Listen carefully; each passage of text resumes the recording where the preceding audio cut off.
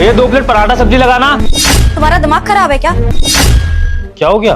मैं क्या तुम्हारी कोई गरीब दोस्त हूँ जिसको सड़क किनारे तुम ये खाना खिलाने लेकर आए हो? हाँ, अरे हमारे रिश्ते की बात होनी है, एटलीस्ट किसी कैफे में तो लेकर चलते जहाँ बैठ के हम आराम से बात कर सकते थे।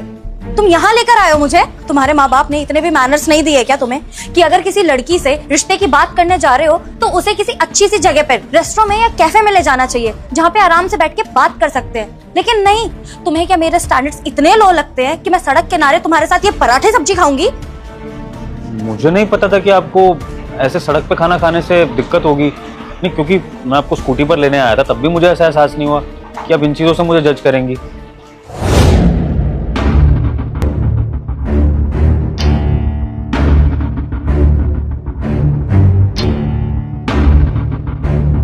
हेलो तान्या। हाय, विभोर दिस साइड। रिश्ते के लिए बात करनी थी। अच्छा, तुम हो? तुम मुझे स्कूटी पर लेने आए हो? हाँ जी, क्या हुआ, कोई प्रॉब्लम है? नहीं, प्रॉब्लम तो कोई नहीं है। क्या हो गया, किस सोच में पड़ गई आप? कुछ नहीं, वैसे हम चल कहाँ रहे हैं? हाँ, मैं सोच रहा था कुछ अच्छा सा खाने पीने चलते हैं, बाकी की बातें खाते हुए कर लेंगे। अच्छा खाना होगा तो अच्छा मूड होगा और अच्छे से बात भी हो जाएगी। व्हाट्स है? हाँ, ये ठीक रहेगा। बैठो। हाँ श्योर, बैठिए ना।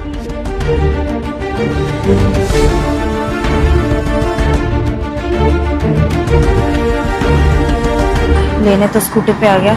आई होप खाने पीने किसी अच्छी जगह चले। कुछ कहा आपने? नहीं, चले। या श्योर, चलते हैं। अरे उस वक्त मैंने कुछ नहीं बोला क्योंकि आई थॉट कि चलो कोई बात नहीं, स्कूटी से लेने आया है, कार नहीं होगी, कोई बात नहीं, इतना चलता है। अरे लेकिन एटलीस्ट कहीं जा रहे हैं बैठने के लिए, खाने पीने के लिए, तो तुम किसी अच्छी जगह पर ले जा सकते थे ना। मैंने नहीं सोचा था कि तुम मुझे सड़क किनारे खाना खिलाने लेकर आओगे यार। लेकिन मुझे क्या पता था कि तुम्हारी औकात इतनी भी नहीं है कि तुम मुझे किसी अच्छे से कैफे में बिठाकर खाना खिला सको।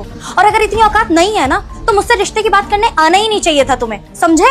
तुम्हारे बिहेवियर का मैं अचार डालूंगी। हाँ, कोई भी लड़की अपना फ्यूचर डिसाइड करने से पहले ना यही सोचेगी कि उसका लाइफ पार्टनर कितना पैसे वाला है, उसका बैंक बैलेंस क्या है। तो मतलब एक लड़की जब रिश्ता देखने जाती है तो उसके लिए ये मैटर करता है कि सामने वाले लड़के पे पैसा है कि नहीं, उसका नेचर, बिहेवियर, उसके संस्कार, ये सब कुछ मैटर नहीं करता है। अरे तुम थोड़े से बेवकूफ हो क्या? तुम्हारे नेचर और बिहेवियर का क्या मैं अचार डालूंगी? क्या करूंगी तुम्हारे बिहेवियर का मैं? हाँ, अरे कोई भी लड़की रिश्ता करने से पहले यही देखेगी ना कि लड़के के पास पैसा कितना है, उसका बैंक बैलेंस क्या है। हाँ, और मैं भी वही देखने आई थी, लेकिन मुझे क्या पता था तुम एक नंबर के फटीचर निकलोगे। फालतू में मेरा टाइम वेस्ट कर दिया। अरे पता नहीं मेरे माँ बाप ने तुम में क्या देख लिया जो तुम्हारे साथ मुझे यहाँ पर रिश्ते की बात करने के लिए भेज दिया। और तुम्हें क्या लगता है कि मैं अपने घर वालों को बताऊंगी कि तुम मुझे रिसीव करने स्कूटी से आए थे और सड़क किनारे खाना खिलाने के लिए लेकर आए थे? तो वो कभी भी मानेंगे कि हमारी शादी हो? कभी भी नहीं मानेंगे। मैं तो क्या, मेरे घर वाले भी यही चाहते हैं कि लड़का अच्छा हो, पढ़ा लिखा हो, बैंक बैलेंस उसका अच्छा हो। तुम्हारे जैसा फटीचर गवार किसी को नहीं चाहिए। चलिए, अब आपने अगर मुझे इतनी बातें बोली दी हैं तो मैं आपकी गलतफहमी दूर कर देता हूँ। मैंने आपसे अभी तक झूठ बोला, नाटक किया कि मेरे पास पैसा नहीं है। मेरे पास पैसा है और बहुत पैसा है, और इतना पैसा है कि इस टाइम मेरे अकाउंट में कम से कम 1.5 करोड़ रुपया है, जिसको मैं इंस्टेंट रिडीम करके यूज कर सकता हूँ और आपको महंगे से महंगे होटल में, रेस्टोरेंट में, जहाँ बोले वहाँ खिला भी सकता हूँ और महंगे से महंगी गाड़ी में घुमा भी सकता हूँ। अब मैं आपको प्रूफ भी दे देता हूँ। आपको याद होगा जब मैं आपको स्कूटी पे लेने आया था तो आपने कुछ गाड़ियां और एक बड़ा सा घर देखा होगा। वो सब कुछ मेरा ही था, लेकिन मैंने जानकर आपके सामने इतना बड़ा नाटक किया, स्कूटी से लेने आया, इधर सड़क पे छोटी सी दुकान पे आपको खिलाने ले आया, क्योंकि मैं आपका एक टेस्ट लेना चाहता था। ये देखना चाहता था कि आप बाकी लड़कियों जैसी हैं जो आज की डेट में लड़कों में सिर्फ पैसा देखती हैं, ऐशो आराम देखती हैं, या फिर आप शायद उन गिनी चुनी लड़कियों में से हैं जो एक लड़के का नेचर, बिहेवियर, उसके संस्कार, ये सब भी देखती हैं। और देखिए ना, जब से मैं आपसे मिलने आया हूँ आप सिर्फ यही देखते जा रही हैं कि मैंने आपको क्या फैसिलिटी दी, क्या नहीं दी। मैं आपको स्कूटी पर लेने आ गया, गाड़ी में लेने नहीं आया, मैं आपको किसी अच्छी जगह लेकर नहीं गया। मतलब आपने एक भी बार ना तो मेरे बारे में पूछा, ना मेरे बैकग्राउंड के बारे में, ना मेरे काम के बारे में, ना मेरे माँ बाप के बारे में, मेरे घर परिवार के बारे में। आपको किसी चीज से कोई लेना देना नहीं है। आप सोच के देखिए, आप एक ऐसे लड़के से मिलने आई जिसके साथ आपको अपना जीवन बिताना है और आप है कि उससे कोई बात करने को तैयार नहीं है। बस आपके मन में ये चल रहा है कि ये लड़के ने मुझे ये प्रोवाइड नहीं कराया, वो प्रोवाइड नहीं कराया, इस पे पैसा होगा कि नहीं, इस पे बैंक बैलेंस होगा कि नहीं, ये मुझे कैसे खुश रखेगा, मुझे सिक्योरिटी कैसे देगा। तो फिर आप भी बाकी लड़कियों जैसी निकली, और अगर आप बाकी लड़कियों जैसी हैं तो फिर तो आप मेरे टेस्ट में फेल हो गई, और जब टेस्ट में फेल हो गई तो फिर हमारे रिश्ते का तो कोई मतलब ही नहीं बनता। तो आप मुझे क्या रिजेक्ट करेंगी? रिजेक्ट तो मैं आपको करता हूँ कि मुझे अब आपसे शादी नहीं करनी है। अरे नहीं नहीं, मेरा वो मतलब नहीं ना था। ना ना ना, बस बस बस। अब वो सब ड्रामे मत करिएगा कि आपसे गलती हो गई, आपको पता नहीं था, ब्ला ब्ला ब्ला। वो क्या है ना कि अभी आपको पता लग गया है कि एक डिसेंट लड़का जिसके अकाउंट में पैसे भी है, जिसके पास अच्छा घर भी है, गाड़ियां भी हैं, तो उसको क्यों छोड़ा जाए? उसको तो मनाने की कोशिश करी जाएगी, क्योंकि अभी तक आपने इतनी बदतमीजी करी, मैंने उसका रिप्लाई नहीं किया, तो आपको लगेगा कि आप मुझे झूठा मूठा मना भी लेंगी तो मैं मान भी जाऊंगा और आपसे शादी करने का फैसला कर लूंगा। देखिए मिस तान्या, मेरा ना मेंटालिटी थोड़ा सा अलग है। जैसे आप लड़के में पैसा देखती है ना, मैं लड़कियों में सिर्फ उनके लुक्स नहीं देखता, उनकी ब्यूटी नहीं देखता, मैं ये भी देखता हूँ कि लड़की का नेचर, बिहेवियर कैसा है, लड़की के बात करने का ढंग कैसा है, उसके संस्कार कैसे हैं। मैं आपको ऑनेस्टली बताऊं, आप अगर मेरे सामने ये अच्छी सी ड्रेस पहन के नहीं भी आती, नॉर्मल सूट सलवार में भी आ जाती ना, मेकअप भी नहीं करती, कुछ नहीं करती, तो भी मैं आपको पसंद करता सिर्फ आपके व्यवहार की वजह से। लेकिन आपने जो ये बदतमीजी मुझे करके दिखाई, इसके बाद तो अगर आप हूर परी भी बन के आ जाए ना, तो भी मुझे आपसे कोई मतलब नहीं है, ना मुझे कोई इंटरेस्ट होगा आप में, क्योंकि मुझे जीवन बिताना है साथ में, फैशन शो नहीं करना है कि मैं लड़की की सुंदरता देखूं बैठ के, है ना। और जिस लड़की को बात करने का ढंग नहीं है, तो उससे तो उसके संस्कारों का पता लगता है कि उसके माँ बाप ने उसको क्या सिखाया होगा। जब आप एक अनजान लड़के से, जिससे आप पहली बार मिल रही हैं, आप उससे इतनी बदतमीजी से बात कर सकती हैं, तो फिर अगर वही लड़का आपका पति बन जाए तो आप तो उसका जीना आराम कर देंगी। आप तो वैसे बिहेव करेंगी कि जैसे वो कोई पति नहीं, आपका कुत्ता हो, है ना। आप इस लड़कियों को बहुत अच्छे से जानता हूं मैं कि कैसे पतियों को अपने जाल में फंसाती हैं आप, और अमीर पति सबसे पहले देखती हैं, क्योंकि पैसा भी तो चाहिए ना। कल को अगर पति से नहीं पटी तो उसको छोड़ के फटाफट डिवोर्स लिया, एलिमनी ली और अपनी पसंद का कोई और बंदा ढूंढ लिया। तो सॉरी मिस तान्या, मैं इस ट्रैप में फंसने वाला नहीं हूँ। इसलिए मैंने ये टेस्ट लिया आपका, क्योंकि अगर मैं ये सिचुएशन नहीं क्रिएट करता ना, तो मुझे आपकी सच्चाई का पता नहीं लगता। मैं ले जाता आपको गाड़ी में, कैफे में, लेकिन फिर मुझे कैसे पता लगता कि आपकी ये सोच है। माँ तो अब मुझसे बहुत अच्छे से बात करती है, आपके माँ बाप भी बहुत अच्छे से बात करते हैं। तो मिस तान्या, यही रीजन था कि मैंने अपने आप को आपके आगे इस तरह से इंट्रोड्यूस किया। देखो, आई नो मुझसे गलती हो गई, मैंने तुम्हें कुछ ज्यादा ही गलत जज कर लिया, पर वो गुस्से में अब देखो ना कि यहाँ पर हम ऐसे सड़क पर खड़े हैं और मेरा ये स्टैंडर्ड नहीं है, बस इसीलिए तुम्हें सुना दिया। मुझे क्या पता था कि तुम सच में इतने पैसे वाले हो। मुझसे गलती हो गई, आई एम रियली सॉरी। हम दोबारा से स्टार्ट करते हैं ना, हम कहीं बैठ कर बात करते हैं। देखिए मिस तान्या, मुझे बैठकर बात करने की कोई जरूरत ही नहीं है, क्योंकि मैंने आपके थोड़ी देर के बिहेवियर से ये जज कर लिया कि आप इंसान कैसी हैं। और जब मैंने फैसला कर ही लिया कि मुझे आपसे शादी नहीं करनी, तो बैठ के बात करने का फायदा क्या है। बस हाँ, ये तो मैं अपनी तरफ से आपको कुछ चीजें बोल रहा हूँ, क्योंकि आपने मुझे इतना कुछ सुना दिया, और बहुत ही शालीनता और प्यार से बोल रहा हूँ, क्योंकि ये मेरे संस्कार है। और हाँ, संस्कारों से याद आया, आप मुझे अभी थोड़ी देर पहले बोल रहे थे ना कि मेरे माँ बाप ने मुझे क्या सिखाया है, तमीज नहीं सिखाई, लड़की को कैसे ट्रीट करना है। देखिए, मेरे माँ बाप ने ना मुझे ये संस्कार दिए हैं कि लड़की की इज्जत करो, चाहे वो किसी भी घर से हो, किसी भी हैसियत की हो, कैसी भी हो, इवन वो बदतमीजी क्यों ना हो। तो वो इज्जत मैंने आपको अभी तक पूरी दी है, और उसी इज्जत से मैं इस रिश्ते को मना भी कर रहा हूँ। और उसी इज्जत की खातिर मैं ये भी चाहता हूँ कि आप अपने घर पे ना ये बोलना कि आपने मुझे रिजेक्ट कर दिया, मैंने आपको नहीं। उससे क्या होगा ना कि आपकी इज्जत मेंटेन रहेगी। मैं भी अपने घर पे कुछ बहाना लगा दूंगा, या फिर यही बोल दूंगा कि लड़की को मैं पसंद नहीं आया, मेरे लुक्स पसंद नहीं आए। वो क्या है ना, हर लड़की अपने घर की इज्जत होती है, और मैं नहीं चाहता कि मैं किसी के भी घर की इज्जत को उछालूं, इसलिए मैं आपका नाम नहीं खराब होने दूंगा। और यही वो संस्कार है जिनकी मैं बात कर रहा था, जो आप समझ नहीं सकती हैं। ये चीजें ना आपको आएंगी समझ एक टाइम पे, जब आप एक एज में पहुंच जाएंगी, जब आप भी माँ बन जाएंगी, तब आपको समझ में आएगा कि लाइफ जीने के लिए लुक्स या पैसे ही नहीं चाहिए होते हैं, एक अच्छा इंसान चाहिए होता है। मिस तान्या, मुझे जो कहना था वो तो मैंने कह दिया है। बस एक लास्ट बात मैं और कहना चाहूंगा आपसे, एक सजेशन है। अगर आपको किसी के साथ शादी करके अपनी लाइफ बितानी है ना, तो इंसान देखिए, पैसा नहीं। क्योंकि जो पैसा देखकर शादी करता है ना, वो इंसान अपनी जिंदगी से समझौता करता है, और जो समझौता एक बार करता है, वो लाइफ के हर कदम पे समझौता करता रहता है। तो देख लीजिए, आपको जिंदगी में रिश्ते कमाने हैं या फिर पैसा। बाकी चलते हैं। एक्चुअली मेरे पास तो जाने के लिए मेरी स्कूटी ही है, और मैं उस पर बहुत खुश भी हूँ, भले मेरे पास गाड़ी है। लेकिन आपकी शान घट जाएगी ना अगर आप मेरे साथ स्कूटी पे जाएंगी। तो काम करिएगा, आप कैब बुला लीजिए कोई बड़ी वाली, उसमें आराम से बैठ के जाइए, और कहेंगी तो मैं उसका बिल भी पे कर दूंगा, वो आप मुझे भेज दीजिएगा बाद में। फिलहाल के लिए मैं चलता हूँ। All the best for your future. Thank you so much मुझे लाइफ का एक और लेसन देने के लिए। सी यू, अगर किस्मत में रहा तो।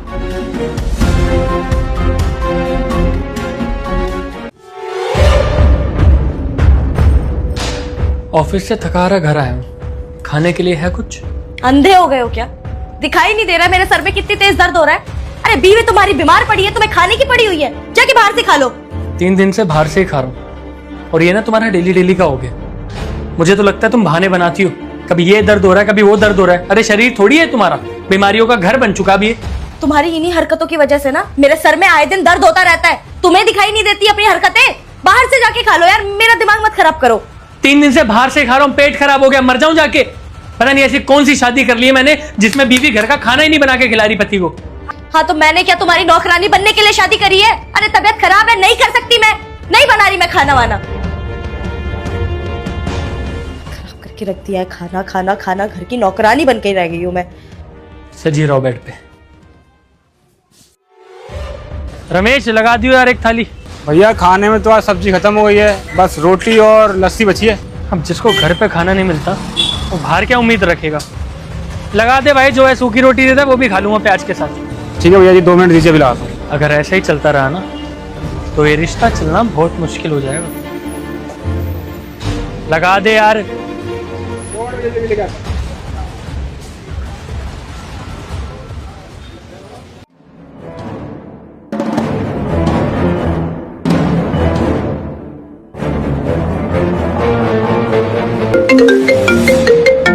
हाँ तान्या, कैसी है तू बहन? बिल्कुल ठीक नहीं हूँ यार। कुछ परेशान सी लग रही है, तो क्या हो गया? क्या बताऊँ यार, मेरी और इनकी लड़ाइयाँ इतनी बढ़ चुकी है ना कि मेरा दिमाग खराब हो गया है। मेरा इस घर में ना दम घुटने लगा है। जब देखो तब खिचखिच खिचखिच खिचखिच यार, मुझे समझ नहीं आता। नौबत ऐसी हो गई है कि अब तो डिवोर्स ले सकते हैं हम दोनों। अच्छा सुन, मैं ना तुझे एक पंडित जी से मिलवाती हूँ, वो ना पति पत्नी के झगड़े सॉल्व कराते हैं। बे तू पागल है क्या? कौन सी सदी में जी रही है? अबे इस टाइम पे मैं अपनी प्रॉब्लम का सॉल्यूशन लेने के लिए किसी बाबा के पास जाऊंगी? दिमाग खराब हो गया है क्या तेरा? अरे इन ढोंगियों से मुझे नहीं मिलना। अरे ये क्या ही सॉल्यूशन दे देंगे? मैं ना इन सब अंधविश्वासों पे विश्वास नहीं करती हूँ। और जिनकी खुद की शादियाँ नहीं हुई है वो हमारी शादियाँ क्या बचाएंगे? कोई और सॉल्यूशन है तो बोल। अरे मेरी बात तो सुन तू, उन्होंने बहुत सारे लोगों का प्रॉब्लम सॉल्व किया है। इवन मेरा भी प्रॉब्लम उन्होंने ही सॉल्व किया था। तो मेरी बात मान, विश्वास रख, एक बार मेरे साथ चल तू और चल के देख, कुछ ना कुछ तो तेरा भी हल होगा। ठीक है ठीक है, अपनी शादी बचाने के लिए ना मैं एक बार को इन बाबा पे भी विश्वास करने के लिए रेडी हूँ। मैं मिलती हूँ तुझसे, एड्रेस भेज। अच्छा चल ठीक है, मैं तेरे को एड्रेस भेजती हूँ, तू वहां पे आके मेरे को मिल, हम दोनों चलते हैं। ठीक है, ओके बाय।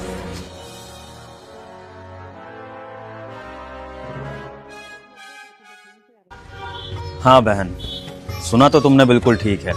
इस मंदिर के द्वार पर जो भी पति पत्नी अपने ग्रह कलेश लेकर आते हैं, उन सब जोड़ों की समस्या का समाधान जरूर होता है। भगवान राम की कृपा से इस मंदिर पर जो भी जोड़ा आया है अपनी समस्या लेकर, उन सभी समस्याओं का समाधान भगवान राम की कृपा से हुआ है।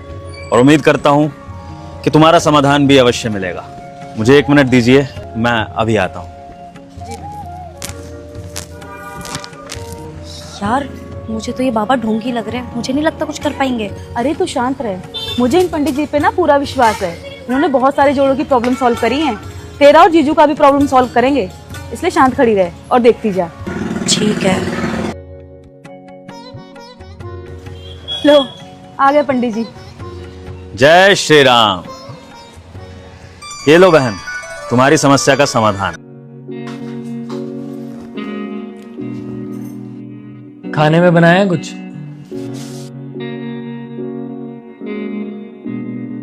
इन कागज की पर्चियों को तुम्हें एक एक करके अपने दांत में रखना है।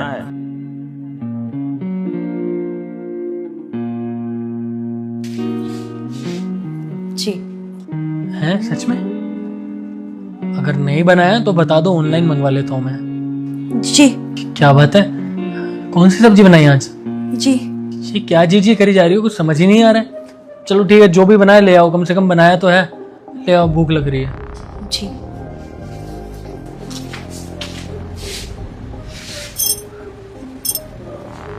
वैसे ये जी करने से तो सच में हमारे बीच में लड़ाई नहीं हुई। क्या बात है, आज बहुत टाइम बाद ऐसा हुआ है कि बिना कलेश के हमने कोई बात करी हो। चलो 1-2 दिन और सही। ठीक है। कमाल है यार, आज तो बिना बोले इसने खाना बना दिया, बिना कलेश करे। कहां से निकला है सूरज?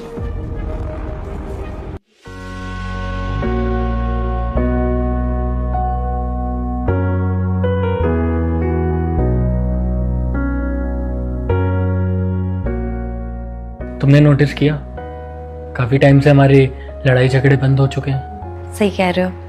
मुझे ऐसा लगता है कि अब हमारे रिश्ते में सब कुछ ठीक हो चुका है। कहाँ एक टाइम पे वो नौबत थी कि तलाक होने वाले थे।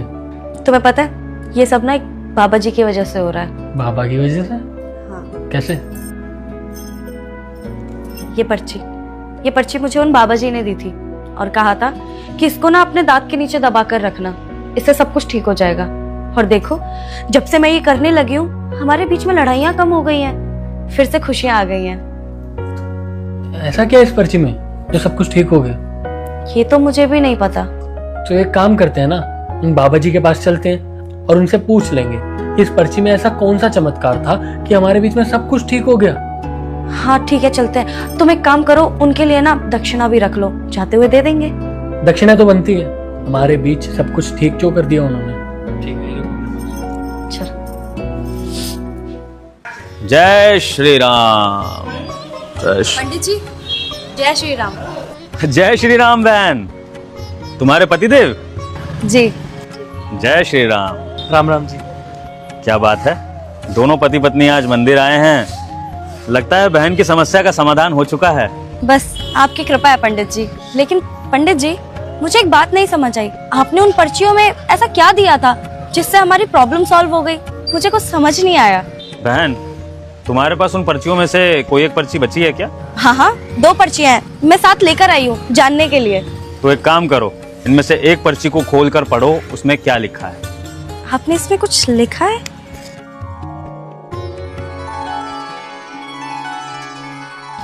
बाबा जी इसमें तो जय श्री राम लिखा हुआ है। हाँ बहन, जय श्री राम। सभी समस्याओं का समाधान है भगवान राम का नाम, और यही मैंने तुम्हें इन पर्चियों पे लिख कर दिया और कहा कि इन पर्चियों को अपने दांतों में दबा लेना और सिर्फ अपने पति के आगे जी शब्द का प्रयोग करना, क्योंकि जब भगवान राम का स्मरण तुम्हारे मुंह में आ गया तो उसके बाद तुम अब शब्दों का प्रयोग तो कर ही नहीं पाओगी, है ना? और जब भगवान राम के नाम से वानर सेना ने पुल पार कर दिया था, श्री हनुमान जी को अपनी शक्तियां याद आ गई थी, तो क्या आज के जमाने के पति पत्नी के ग्रह कलेश सुलझ नहीं सकते? क्यों नहीं बहन? तो बस ये जो कुछ भी होता है भगवान राम की कृपा से होता है, और ग्रह कलेश का सबसे बड़ा कारण होता है आपस में अपशब्दों का उपयोग करना, और उसका एक ही समाधान है, जब पति पत्नी में से कोई एक मौन व्रत धारण कर ले। अगर पति चुप ना हो तो पत्नी चुप हो जाए, और वैसे भी पत्नी तो घर को बनाती है, और वही पत्नी जब माँ बनती है तो अपने बच्चों को अच्छे संस्कार भी वही देती है। तो एक स्त्री का अपने घर में मर्यादित होकर रहना बहुत जरूरी है। और तुमने खुद ही फर्क देखा होगा, जब तुमने अपने पति को जवाब नहीं दिया होगा तो तुम्हारे पति भी शांत हो गए होंगे, इनके स्वभाव में भी नरमी आ गई होगी। तो इस तरह से तुम्हारे जैसे कई पति पत्नियों के झगड़ों का समाधान हुआ है भगवान राम की कृपा से। वाह पंडित जी, मुझे तो लगा था कि आपने इन पर्चियों में कोई मंत्र लिखा होगा, कोई जादू किया होगा, तभी मैं इतना शांत थी। मुझे क्या पता था कि इसमें आपने भगवान राम का नाम लिखा हुआ है। बहुत बहुत शुक्रिया। और आज आपकी वजह से मैंने ये भी सीख लिया है कि बिना मतलब मैं अपने पति पर कभी गुस्सा नहीं करूंगी, ताकि मैं भी शांत रहूं और ये भी शांत रहे और हमारे घर में खुशियां बनी रहे। कमाल है पंडित जी, आपके विचार काफी अच्छे हैं। आप ही की वजह से हमारा रिश्ता टूटते टूटते बचा है, वरना नौबत तो तलाक तक की आ गई थी। मुझे भी एक चीज समझ आ गई है कि कभी कभार चुप रहना ही बेहतर होता है, रिश्तों के लिए भी और अपनी सेहत के लिए भी। हाँ, ये आपके लिए प्रसाद और दक्षिणा लेकर आए थे हम। देखो, मुझे इस काम के बदले कोई पैसा नहीं चाहिए होता है, क्योंकि ये सब कुछ मैं अपनी स्वेच्छा से करता हूँ, भगवान राम की कृपा से करता हूँ। हाँ, प्रसाद मैं रख सकता हूँ, लेकिन ये जो पैसे हैं इनका आप सदुपयोग करिए। एक काम करिए, वहाँ कोने में बहुत से भूखे बच्चे बैठते हैं, आप इन पैसों से उन गरीबों को भोजन करवा दीजिए और उनकी आपको दुआ लगेगी तो इसमें भी आपकी बरकत ही होगी। बिल्कुल, प्रसाद। जय श्री राम। जय श्री राम। कल्याण हो, भगवान सबका कल्याण करे। जय श्री राम, जय शिव शंभो।